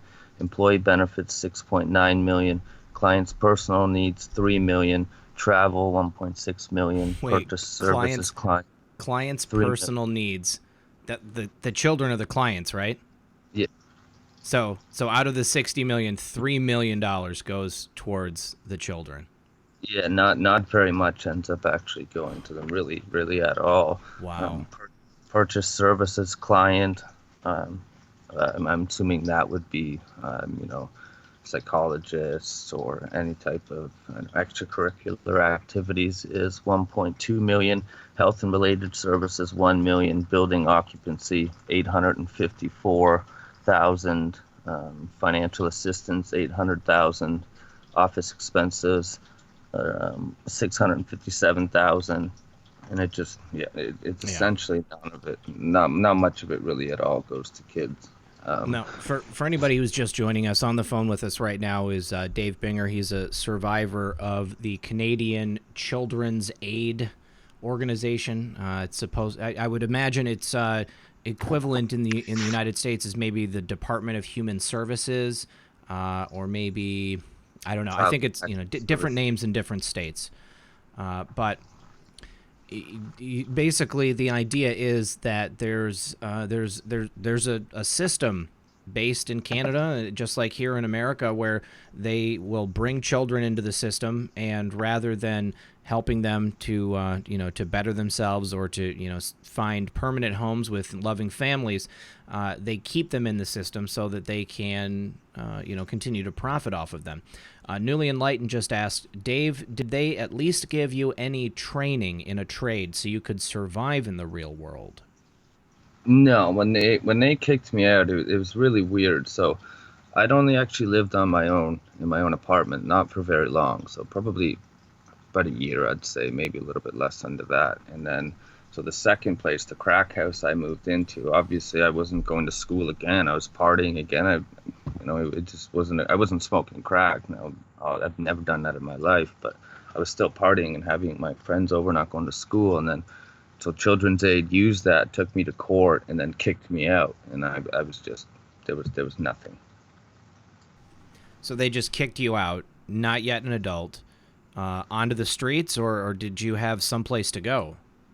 Well, I turned 18 on November 28th that year. I believe it was 2007. So that same year. Yeah, it would have been, yeah. So I turned 18 in November of that year of moving into the crack house. Was so August 2007, I moved into the crack house. I turned 18 November of that same year, and then they kicked me out, I believe, December 30th of that year. Wow. So you're on the streets at that point with no life skills, no training. What did you do? Well, at first I relied on my friends, and that's the one true thing I remember my parents telling me is you can't rely on your friends forever, because I wasn't equipped to be in a family scenario. I didn't trust anybody. I just came out of this mind-boggling of a mental warfare situation, and then gone. And then that was the really weird thing. You go from, the prison-like aspect to here's all this money when they know you're going to screw up. So I'm assuming because of my age, once I was, becoming 18, they probably didn't make as much because they were putting me out on my own. So that I'm assuming that program costs more. So it's easier to get me out knowing I'm going to screw up. And this is just my theory, obviously, but get me out knowing I'm going to screw up and then just get another kid in.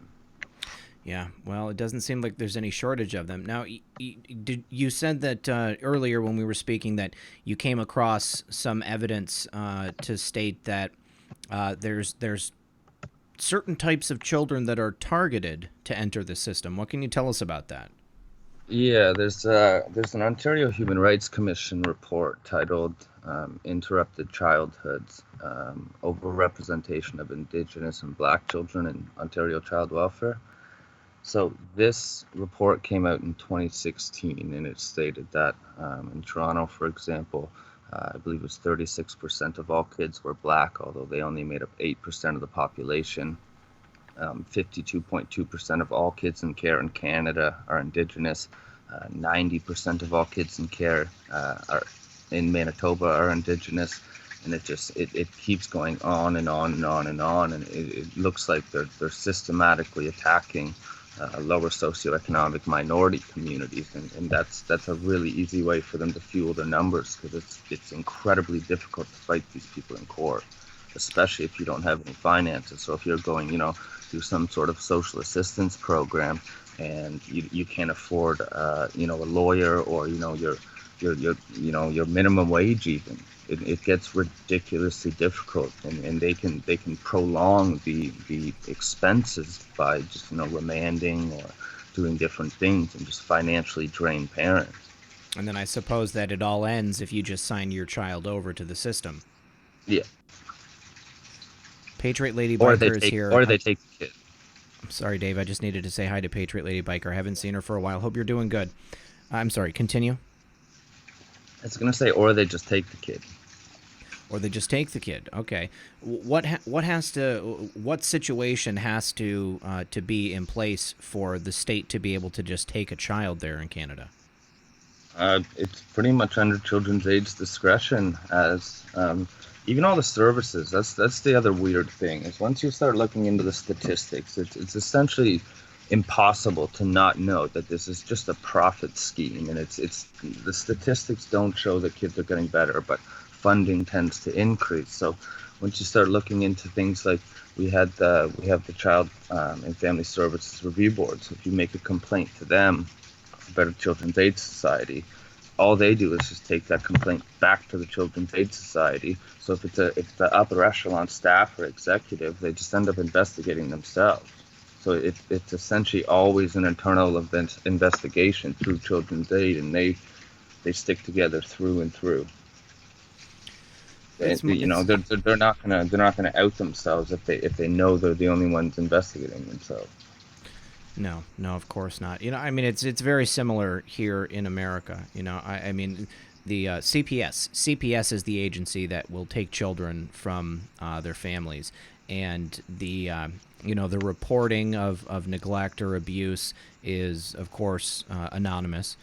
So there's really nothing you can do. All you can do is prove that that the allegations are not true, and a lot of times here in the States that ends up being that parents and families have the Children's Protective Services just in their lives for a very long time, and they can do the same thing. They can just continue to stretch it on, give them these goals, and if they don't hit these nebulous goals, then they can like set another goal, and then that means that they have to continue to be in the system.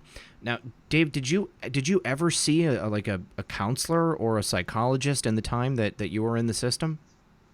In the system, no, but I didn't want to see one because I didn't really need one. Like my family sucked. It sucked before care, but I didn't really have any.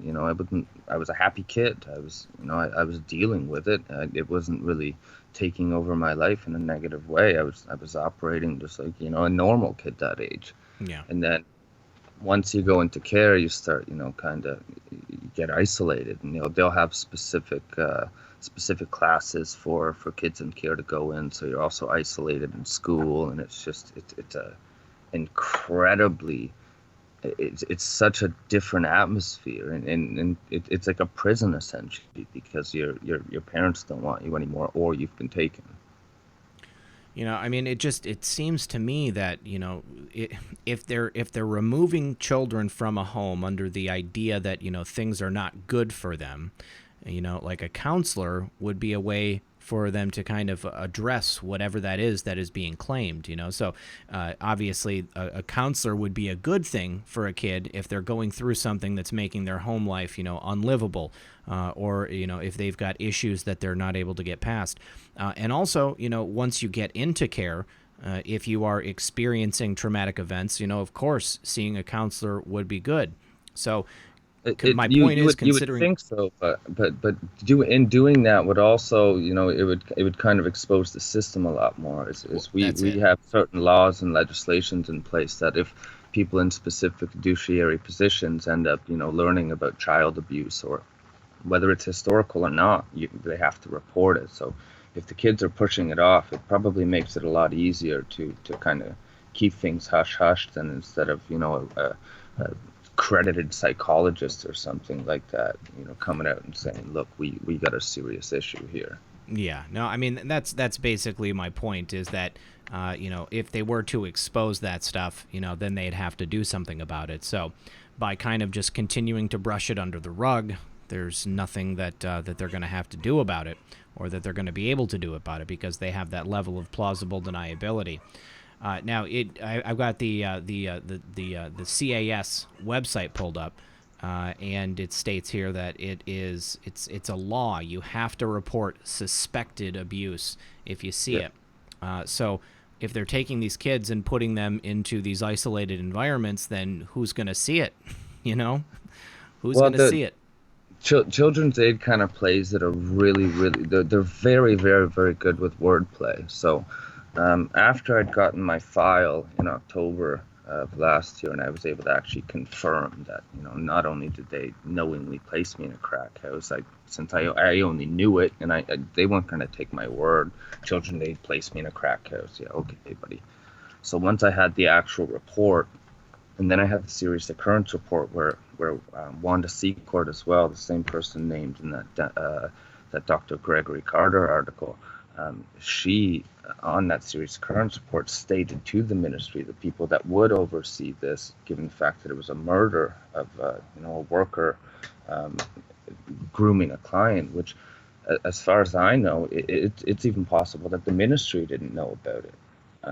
Given the fact that the Children's Aid stated that they provided supportive intervention to the youth, which I was one of them, and my name's actually on the report. So October of last year, when I explained that to them, and I was like, look, I have a report here stating, my worker placed me in a crack house knowingly. And I was like, why? What the heck is going on there? And then I also asked, why did you tell the ministry on this report that you provided supportive intervention to me and other clients? And they responded back that, and this is why I had to go in detail of the crack house report before it. Her response back was, well, you lived in a crack house because of youth such as yourself, which just completely contradicts my file, like I was stating. They wrote the report in June. My worker was killed, murdered somebody in July. They moved me into the crack house August 17th. So it just completely contradicted. And the fact that in my file even stated my children's aid worker provided the vehicle to move me in there. So wait a second. Which goes, you said that she stated the reason for them placing you in a crack house was because you were a user of crack cocaine? No, what they worded it really weird. They took my question, and then their answer was, you lived in a crack house because of youth such as yourself. So it's really strategic how they place things, and essentially they were trying to say that, oh well, this report is bullshit. He's a crackhead. Wow. So after that, the next question I asked was, on this serious occurrence report, why did you state that you provided me supportive intervention when you did it, when you did not? And their answer was that I was unreachable, which doesn't make sense again with those three reports too. So crack house report, June 2007, murder, July 2007. CAS worker moves me into crack house August 2007, and it just doesn't correlate with anything they say. And that's how much power and lack of insight they have, is they can just blatantly put that in writing and absolutely nothing happens. Now, is Wanda Secord still working with children and family services? Is it Children's Social Services? Durham Children's Aid, yeah, she's still the head executive director. Wow, still the head executive director. Now, you said that you contacted her? Oh yeah, I've spoken with her. I've spoken with her right hand, and she was really weird, because when I was talking to her, I didn't want to make a big stink of what happened. Like, it sucked, don't get me wrong, but I was telling her, like, how do we, like, let's sit down and let's figure out how this doesn't happen again. And I was under the assumption that, maybe it was just an error, and her responses were just, lack of empathy. You're not a kid anymore. Like, why do you care about, like, essentially saying, why do you care about this? And she would admit that she admitted in the call that she never talked to me. And it was just, it was really degrading. And then the fact that they can just be so open about, like, they don't really care about the kids at the upper echelon. Some of them, obviously, I can't state all of them, but it's incredible how open they can be, and absolutely nothing happens. And like, so for example, in that article that was talking about the kids being taken, is this system it's so, I would say, prominent in the child welfare system. Is lower in the article, it says, this suggests Dr. Carter was a member of the Den of Thieves, the group of professionals switching roles from case to case, always with the objective of draining the family financially and raiding the taxpayers for reimbursement. So if I go to that article, which is also archived as well, and this is written by an American reporter, Den of Thieves, a San Diego news team finds that a small band of professionals act in all the family court cases in the city, changing rules from case to case. Large fees are imposed on the families who have means, and impecunious families are excused from this burden. Judges enforce the bills by taking custody from litigants who don't pay. And then it goes into detail more how I-Team examines high costs of family court. And it seems like this system isn't just prevalent in Canada. It's so easy, based around the lack of transparency these places have to provide, that it's just incredibly difficult. And when you look into like human and sex trafficking industries as well, for example, I think it's like 80 to 90% of domestic youth who end up in the human and sex trafficking industry have links to living in care. So, which that links back to the missing persons report. If those kids are missing, and you're some type of human trafficker and you're looking for a place, that's perfect. Find out where the group homes are, and it's just easy wait. pickings. Yeah. Did you know any children that went missing while you were in care? It's really hard to tell. I couldn't say, to be honest, because kids went missing all the time. Like, everybody would just leave for days. Well, not everybody, but The staff always told us to stay in. So if you left, nobody called the house to say where you were going, because you didn't want the staff to know, because they would call the police. Wow. So I don't know. I honestly don't know. It's incredibly difficult to tell. They could just move them to another house. Yeah. And a lot of the kids don't trust each other because it's a really violent and volatile environment. So, is there anything else specific that was in your file that was pointed to anything that we haven't talked about yet? Just trying to think. I don't know, but specifically in my file, no. But to go on to, like, say, for example, how these people can operate is that Dr. Gregory Carter. This is from an article from 2012. He ended up getting acquitted just for some of the charges, which were fraud, and the other ones. And the Justice Paul Belafontaine called the complainants before him a case of sour grapes, that the complainants would likely not have been concerned with Carter's qualifications had their child custody outcomes been favorable, essentially saying that the only reason they weren't happy with his false credentials was because they lost their kids. So he got acquitted on the fraud and the other charges when he was not fully licensed. Wow. Well, I think it's pretty obvious that there is definitely a cottage industry that's built up around profiting off of people suffering, whether it's in the family courts here in America or the family courts there in Canada.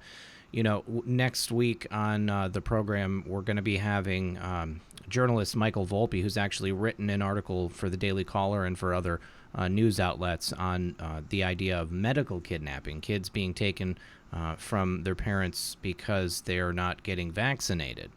Yep. Do they have the same type of argument over vaccinations up there in Canada as well, or is everybody vaccinated and you just go with it? We have a traditionally strong left-leaning media over here in Canada as well, and obviously we have Trudeau as the Prime Minister, who's fairly left-leaning. So they traditionally go Canada likes to follow American news a lot. Like, we have the Prime Minister election coming up, and I don't think very much conservatives in Canada are fighting against abortion rights, but they're pounding that Alabama thing over here now to rile people up for the election, even though nobody over here is really fighting it right now. Yeah, no, I've definitely noticed that, fairly left-leaning. They definitely follow along with whatever it seems MSNBC and CNN are talking about. And it doesn't really seem like there's much of a conservative news media up there. I've heard of Faith Goldie. Of course, I've heard of the Rebel media. But it seems like those are limited to, online presences. Is there an equivalent to Fox News there in Canada, like something mainstream? Not by far the biggest we have is Rebel Media, and our media sources they just don't get enough power. Like, it doesn't really have any oomph behind it, where the big mainstream media is just dominating. Isn't it all funded by the government as well? I mean, it seems like they have kind of the similar system to the UK, where it's like BBC 1, 2, 3, and 4, and then maybe Sky News or whatever. But we have the Prime Minister election coming up soon as well, and Trudeau he said it's a $600 million bailout, but he just gave $600 million to the mainstream media. Wow. Guaranteeing himself good coverage. Well, and they put in really weird, like in Ontario too, like they'll put in political gag orders for like Facebook ads. Like, if you don't register them 6 or 8 months, I'd have to find the article, but I believe this policy or legislation passed that if you're spending over, I believe, $500 on anything with specific political issues in it, you got to register, and it's like 6 to 8 months later, which just completely stops any point in really doing it. That's horrible. That's horrible. Well, Dave, are you doing okay now, buddy? I'm getting there now. Yeah, like, it was really difficult at first getting the Children's Aid file. It's essentially all of my darkest demons and written out, and So at first I got ridiculously depressed, and I couldn't find a lawyer to take this on contingency because this is against the government. So obviously getting a lawyer for this is ridiculously expensive if I ever wanted to try anything like that. Mm-hmm. But so I ended up talking to these people personally, and on the good note is prior to all of this, I couldn't care less about politics. I was interested in Trump because I always, I followed the stuff that Clinton was, Hillary Clinton and the Clintons were doing some pretty nefarious stuff. So Mm-hmm. once he said he's going to put her in jail, that kind of got me. Perked up. I was in for life. But That's great. so Yeah. yeah, that kind of pushed me into actually learning the politics and once I started learning that is actually when people started talking to me, because if you don't know this stuff, these people just walk all over you. Yeah. So, is that the next step? Are you taking this to some type of legal action? No, I've contacted so many. It doesn't seem like very many lawyers even want to touch it. Children's aid. Like we had the residential school program here in the '60s scoop where they were stealing indigenous kids from families to put them, in group homes and with white families to knock out the culture. And like that's essentially where group homes started. But if you look at the stats now, we have more indigenous kids in care now than during those programs. Yeah. We had mother risk as well, which was falsely diagnosing random parents with ridiculously false testing, and we're taking kids for it. It was used in thousands of cases and proven wrong. Like, Wow. I've heard many stories coming out of Canada, specifically about, like stealing Indigenous children and stuff like that. I believe it was some Catholic schools or something like that, where they had been basically just kidnapping these kids and then making them disappear or shipping them off to the UK for the Queen. well, the Canadian government doesn't really do much for the Indigenous community. They come out in the media and make it look like they're doing when there's enough eyes on it. But it's incredible if you just find even just the disrespectful things Trudeau says flat out to Indigenous community leaders. Like I believe I can't remember what the actual quote was, but they're all online. It's incredible, and the media doesn't. A lot of the mainstream media, well, they're starting to kind of report against them, but we had a big scam or scandal with the Attorney General who was under Trudeau, obviously, and that's still going on. Yeah, I heard about that. I reported on that a little bit. Yeah. Well, Dave, I sincerely hope that everything works out for you, bud. And it's my understanding that you've now found a Canadian journalist who's interested in potentially writing about this. Is that right? Yeah, a couple that might, but still, like I've spoken with about one in particular that I won't name her, but she works for a fairly large newspapers media source out here, and she pretty much flat out stated she won't write stories on this because it's too litigious. These people have so much power that they can, if you piss them off, they could send one of 300 different social workers if they want, and all of a sudden your kid's taken to school. Wow. Well, it's horrible. Children are quite literally the future, and we have to do everything we can to protect them. Have you thought about perhaps going to school to do something like this, Dave? Maybe take part in a different way if you can't take it legally.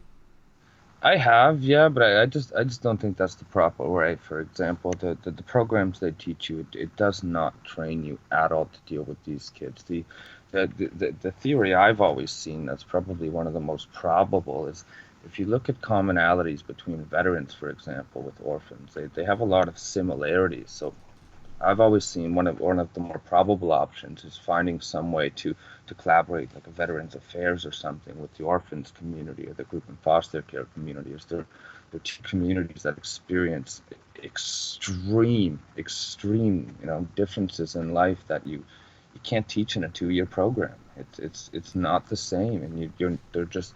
I think a lot of these people go in to do the right thing, but when you're picking up, a 14-year-old kid that just tried to commit suicide in the bathtub, all covered in blood, where was Chapter 4 to help you? Yeah. Well, it's a little disheartening, Dave, but hopefully, things can change. And I think it's people like you speaking out that are potentially going to be able to make that happen. All right, Dave, any last words that you want to leave the audience with? I think that's it for now. I mean, if you want to look into your own states, I've looked into some of them, not all of them. But even in the states, you can find rapes that minority communities are being systematically attacked. And whatever state you live in, take a peek and see if it's happening there. All right, excellent. Well, thank you very much for joining us on the program tonight, Dave. Thank you for telling us your story. If people want to find you, are you on social media, or is there any way that you can allow people to reach out to you? Yeah, I'm on Facebook, just Dave Binger. You can email me at bingermedia, bingermedia @gmail.com. And if you have any questions or you want any more information, as I understand a lot of this can be pretty convoluted at times and difficult to believe, but happy to explain anything if I didn't do it correctly through this.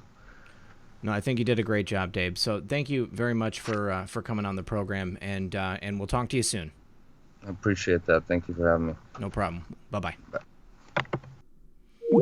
All right. Thank you very much, Dave, for coming on the show. You guys, we've got a couple of minutes left. Oh, that's so sad. It seems like there's nothing that can be done. It's we've got a system here that's broken in so many different ways. And, definitely pray for Dave. Pray for all the kids in Canada. Pray for all of the kids in situations like that, you guys. I will put Dave's email address. It was bingermedia@gmail.com, was it? Did I get? I hope I got that right. I've got his email. I need to look it up. I'm sorry. One moment, guys. Let me just check that. I do have a couple of last things I wanted to show you guys. My friend Mealy, Patriot Politics Research, they have another meetup that's taking place on June 1st, tomorrow, from 1 to 3 p.m. at Buckingham Fountain. That's at 301 South Columbus Drive in Chicago, Illinois.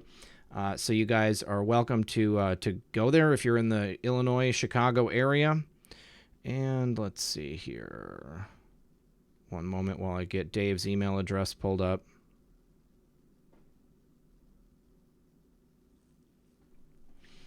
All right, there we are. All right, so that has been added. So yes, and he wanted me to show you guys some pictures from the last time at the Bean. They had a great time. Lots of Patriots showed up. There was even a couple people just walking by that happened to stop by and joined in the festivities.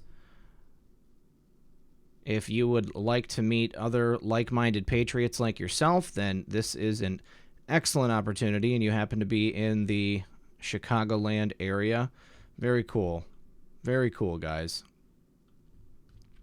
I would love to hear stories from people who attend events like this, to see if they were able to meet people on the streets who had not heard of our favorite Anon or the Great Awakening. Nice shirt there, Mealy. I like that one. That's a good one. That's from Neon Revolt. Let's see. All right, so here's the weather tomorrow. Bring your raincoats and umbrellas. Looks like it is going to be a little bit stormy. We are the storm. There it is again. At Buckingham Fountain. You guys are welcome to all show up. Chicago events. These are other events taking place. Man, Mealy really did the research for us on this one. Okay, so that's it for that. I did want to go over some breaking news. Where is that? From Paul Sperry right here. My buddy Cats5 sent this over to me while we were on the program. Breaking: AG Barr implied his review includes finding out whether the former White House approved the counterintelligence and surveillance activities directed against the Trump campaign. I think it is pretty obvious that it is. Nathan Shiles says, are we still winning? Yes, we are still winning. We are still winning. Of course, also, AG Barr has suggested that U.S. Attorney John Durham will convene criminal grand juries to compel Comey, McCabe, and other DOJ officials who have left the department and are outside the reach of IG Horowitz to testify under oath and to prosecute any criminal referrals from IG Horowitz. Oh, you guys, I'm so sorry. I didn't even have it on the right screen. I'm sorry, guys. That is my bad. That is my bad. So let me get that pulled back up. Here we go. Okay, so here are the pictures. There we go. I'm going to go through them all again, guys. Sorry about that. I was too focused on looking at the pictures to make sure that I was on the right screen. So that is my bad. There is that shirt that I was talking about from Neon Revolt. That's a great one. I don't know if this is somebody who knows about our favorite Anon or if they are just walking by and happen to see it. There we are. These are Patriots from the last one at the Bean. Someone taking their picture in the reflection. All of these pictures look like they're from the reflection. This is from whale rider. I can't remember her name. Veronica. She was in a post. There we go. Big sign, big banner sign. Trust the plan. Where we go, one we go all. So again, if you guys are in the Chicagoland area and you have a free day tomorrow, go ahead and go check that out and then let us know about it. Whale Rider. That's it. Whale Rider. Thanks, Bob. Okay, here is the flyer again from Melee. QAnon Chicago party tomorrow, Saturday, June 1st from 1 to 3 p.m. at Buckingham Fountain, 301 South Columbus Drive, Chicago, Illinois, 60605. Bring your favorite Anon gear, signs, posts. Looking forward to seeing everyone. Very cool. Very, very cool. So back to the Paul Sperry information. Looks like Durham is going to prosecute people, which is what I said at the beginning of the program. All of the concern trolls, don't be worried, guys. This is happening. We are winning. Unlike Mueller, Barr's a true patriot who's scandalized by the principle of what happened. Regardless of Trump, regardless of party, it's clear Barr cares about the Republic, while Mueller cares only about good media reviews and his place among the global elite. Hashtag the eagle and the snake. Love it. Barr is going to open up a can of worms that will shock the nation. Pray for this man. Pray he does not lose heart. That's right. Everyone, pray for Bill Barr. Pray for our president. Pray for John Durham. Pray for anyone on POTUS's team. This is the moment where we start to see these things really taking place in the public sphere, you guys. I know I say it all the time, but it's happening. It's actually happening, and you don't need to be worried about it. All right, guys, I think that's all I have for you tonight. Make sure you join us tomorrow when LT from And We Know will be our guest in the first hour, and then Jason Was a Gentile and Severe will be here in the second hour to debut a brand new song. It is fire, I guarantee it. And then also, God's Guy, my best friend in the YouTube chat, God's Guy will be here tomorrow night to tell us about an amazing experience he had in the last week, you guys. You're not going to want to miss it. So be here tomorrow for LT from And We Know, Jason Was a Gentile, Severe Anon, and God's Guy. I want to thank everyone for joining me. As always, this has been Red Pill 78. I am the Corruption Detector, and this was your Red Pill News for Friday Night Livestream. Good luck, everyone, and God bless.